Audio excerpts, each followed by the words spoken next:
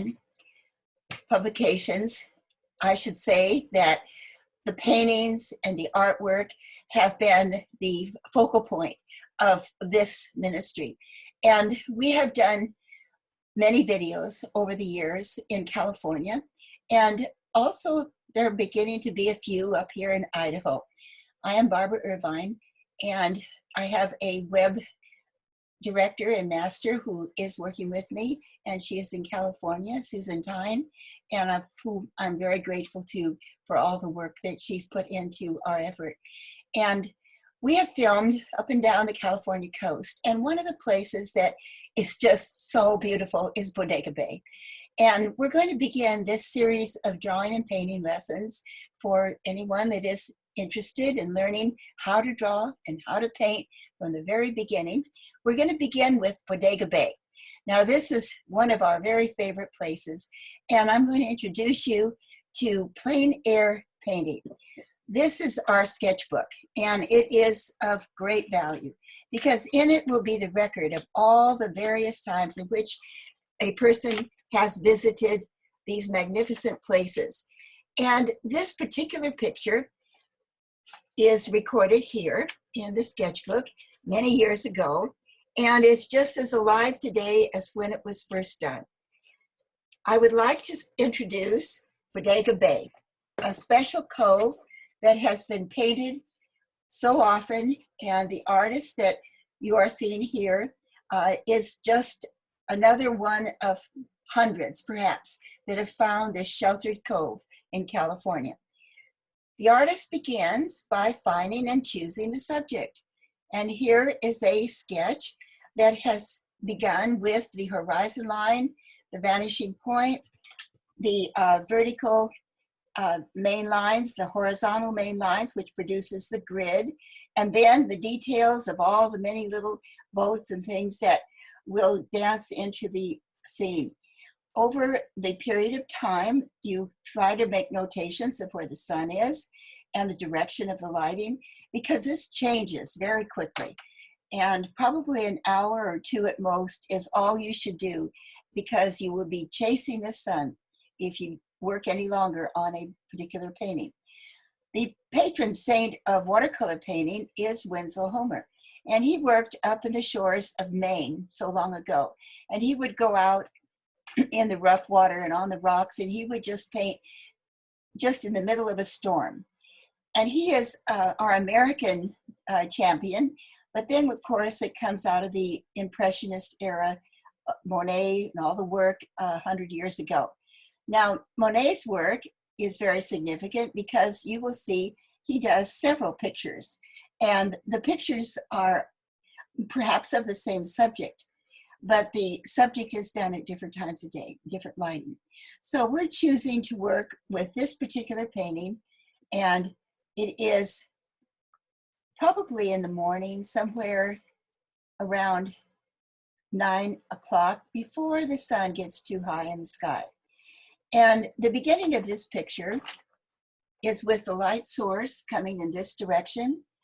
And we're going to work with the aquarelle brush, which is a flat brush, and we're going to wet the paper first. Now, in starting this picture, it is a warm underpainting that flows in this direction and in that direction and all the way through.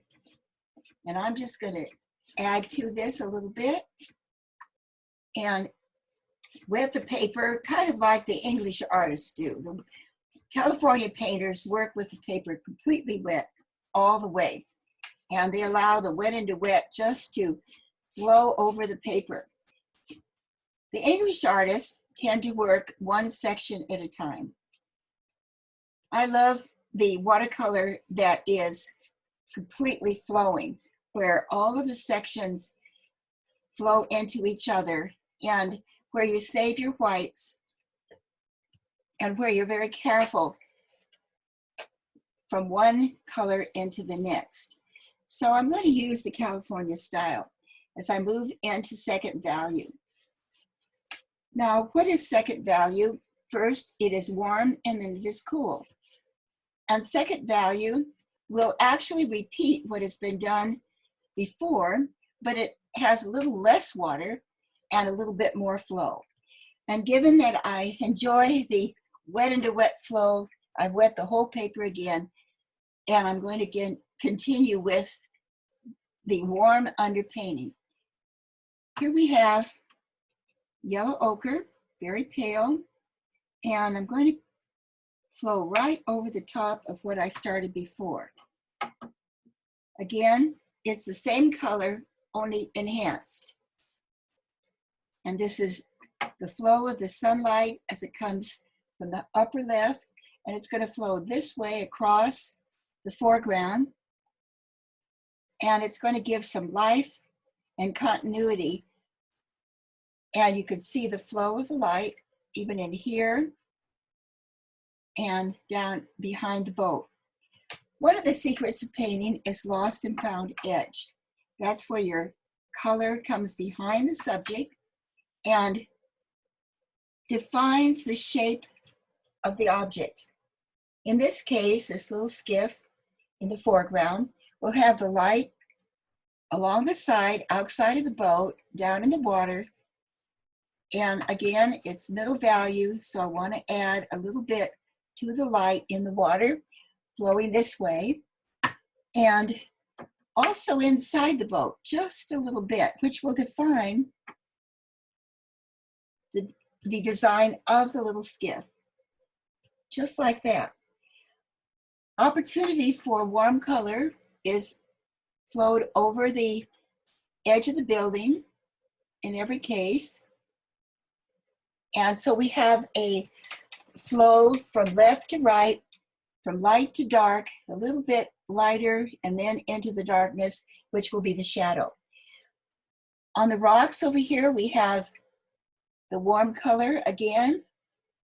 Usually there's an alternation of warm to cool, to warm to cool, to warm to cool. The sand is going to pick up a little bit of raw sienna, which is perhaps a more earthy tone of the yellow. And I'm going to put that on the shoreline. And I'm remembering that the vertical lines and the horizontal lines that cross it will reflect, give reflection.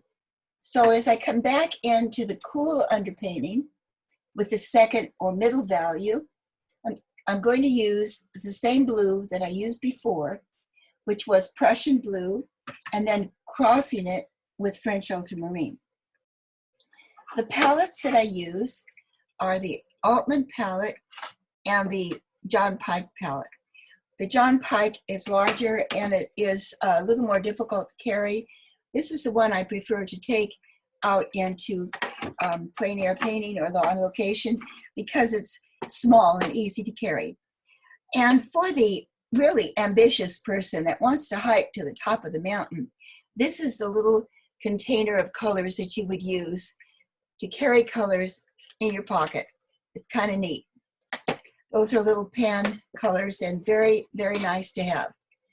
All right, I'm going to switch to a round brush, which is a Kolinsky round, and I'm going to paint the horizontal colors this way, which will give reflection, adding a bit of strength to the reflections, remembering that it's light, middle, and dark. And you can always darken. It's really difficult to lighten.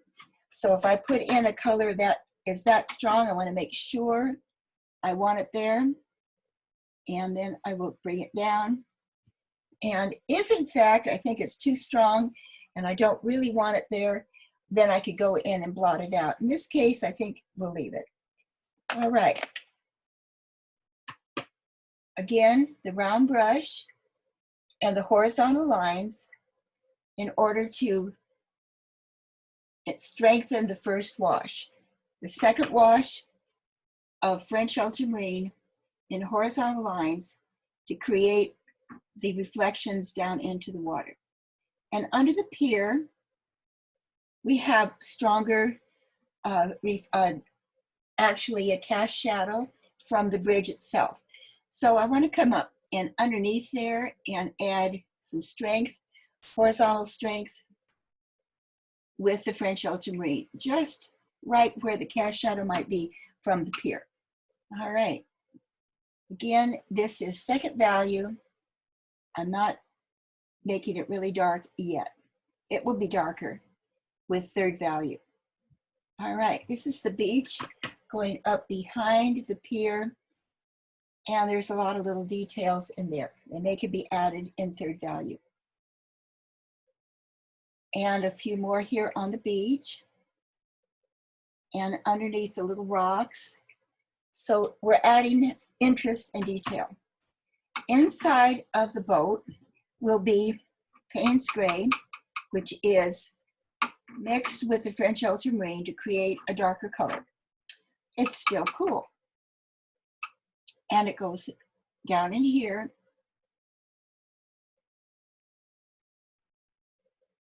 And we're beginning to define the shape.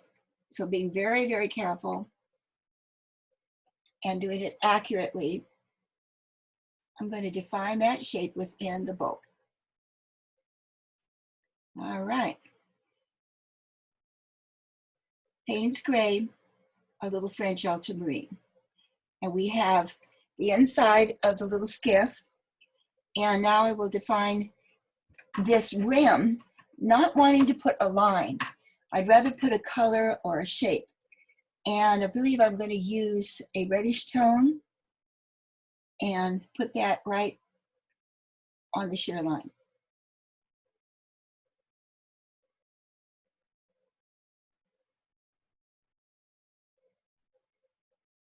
All right, I had to concentrate for that moment just to get it just right. And I think that works very nicely. It has to be pretty accurate. All right, and now we have a bow and the same color. Underneath what will be highlighted and perhaps a piece of wood with some cracks and so on in a weathered piece of wood. So we'll save that, the very nose of it, for a little later. I can take this color and increase the reddish tone right at the shoreline, at the waterline. There we go. All right. And I want to correct that somewhat. It's a little bit difficult to work from this angle, but it seems like that's going pretty well. Now the artist has decided what kind of a siding it's going to have. And for me, I've decided that it's going to be a plank boat with a design on it. And I'm going to save that for a little later, knowing that that will be, needing a lot of concentration in painting. But I'm going to identify the other side of it right here with a shadow, because it will be in shadow. So this is the side of the boat away from the light. Now we mentioned in one of the videos, and this is the fourth one of this series, in order to complete the painting. We mentioned that an artist is a scientist and a sleuth, because you're searching for details and subjects and ideas, but you are a scientist in the fact that you are looking for the reason why something is in a particular design. And one of the things that has interested me in painting would be the erosion line of mountains. And I started a light kind of an underpainting in this picture, but I do know it needs to be strengthened. So I'm going to search for the erosion line, and I'm going to look back to the color of raw sienna. And in this particular picture, there will be, now I kind of liked this, and that's why I was just hesitant to go back into it. I like the blurry sunlight kind of obscuring the trees, So I want to be really careful not to lose that. Sometimes in a person's zeal, you go back and you absolutely spoil what you did in the first run. So I want to be ever so careful. But I do know that there are places up in the mountain area here where there are erosion places where that color can be placed and enhance the erosion lines of the mountain. And I like that idea coming down here and into this area, which is behind on the other side of Bodega Bay.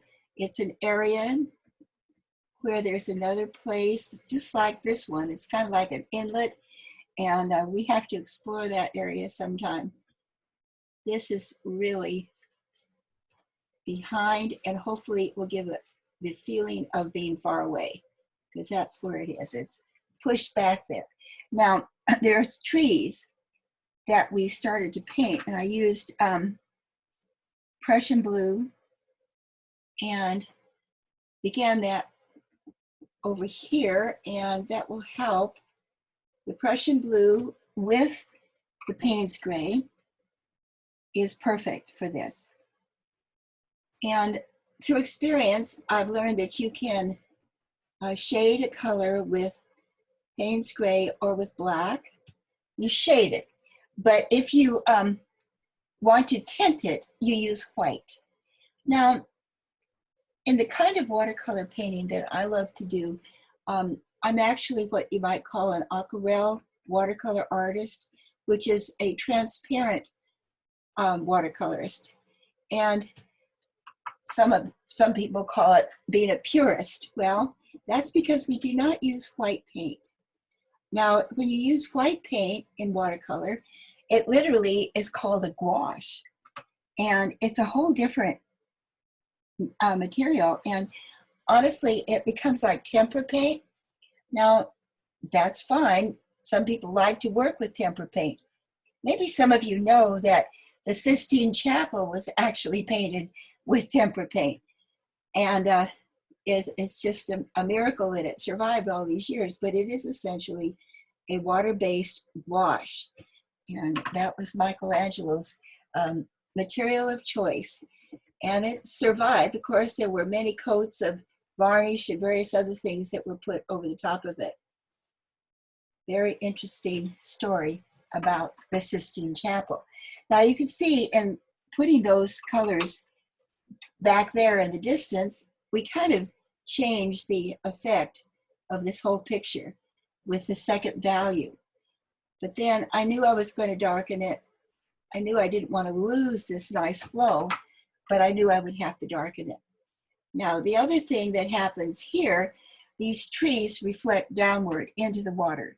So this is where we put the two colors together. We put the raw sienna and the Prussian blue together. Now we come downward, and we want to be careful not to do too much, too fast, too soon, but it is important. First, you wet the area, and then you drop the color in.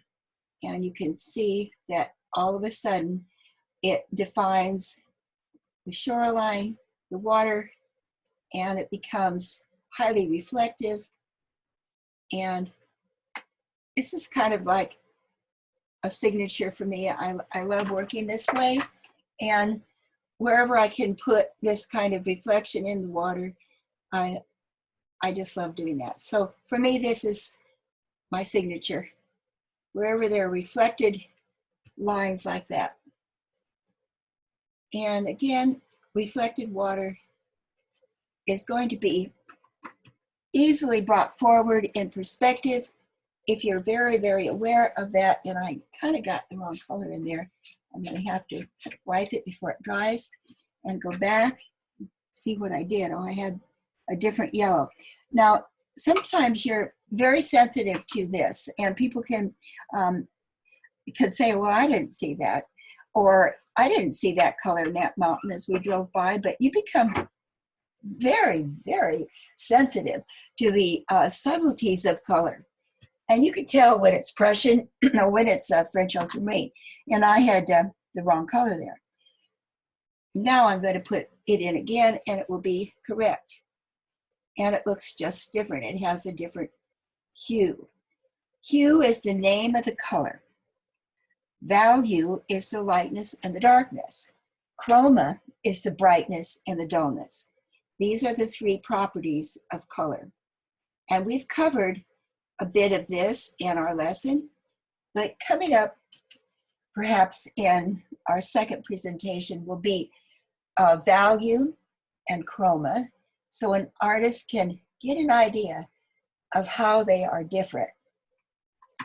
All right, now I'm switching a little bit to Cobalt Blue, which rides on the surface. It has the same hue, very similar to French ultramarine, but the difference is it is opaque and it will sort of stay and remain.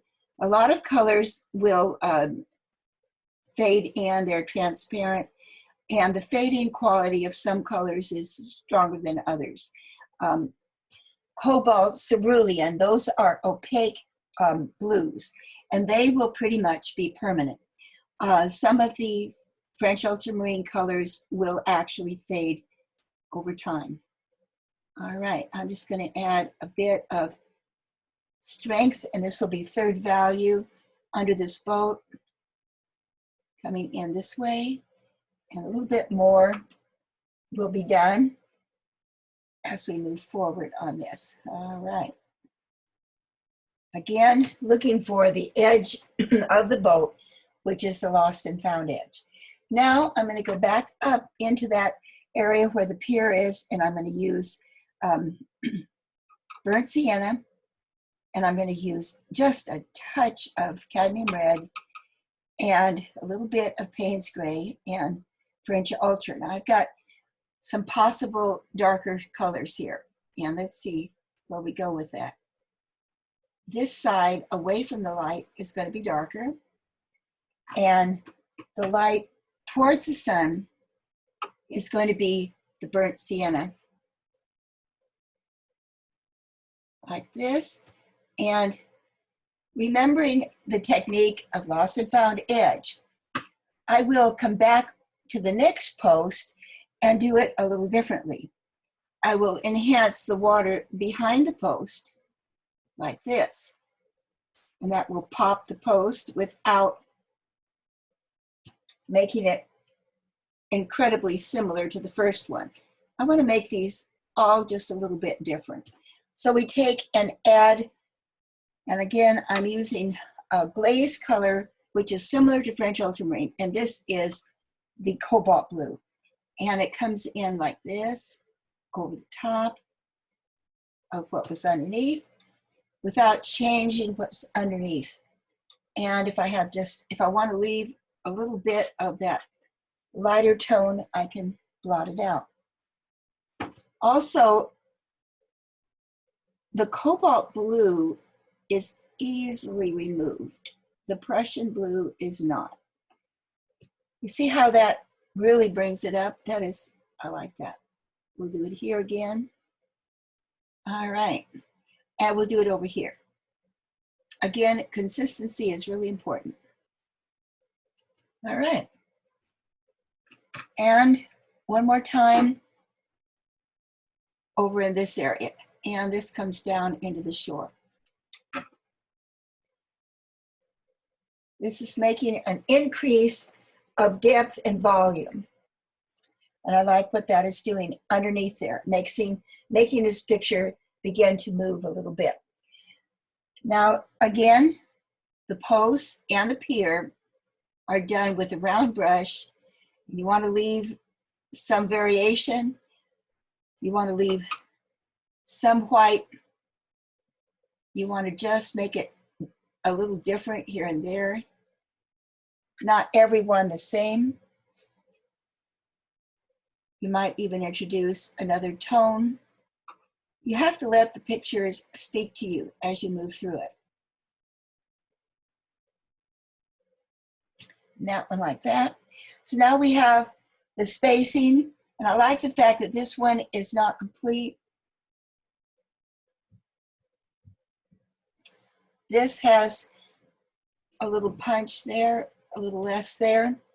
But again, we're moving towards the shoreline and we want to go over the rocks and we want to enhance these rocks on the shore and down in here as well. This is second value. So we're coming in a little stronger. We're adding to it, giving it a little bit more punch. All right. I'm using burnt sienna, which is easily lifted if it gets too dark. We did do some scubbling in here for texture on the rock, and we can do more of that. And I've kind of left the buildings for right now. I will come back into those with darker value. The little skiff is going to have darker value. It'll be much stronger. The third value will be the same colors, enhanced again. All right. We're going to pause for a moment and come back to this.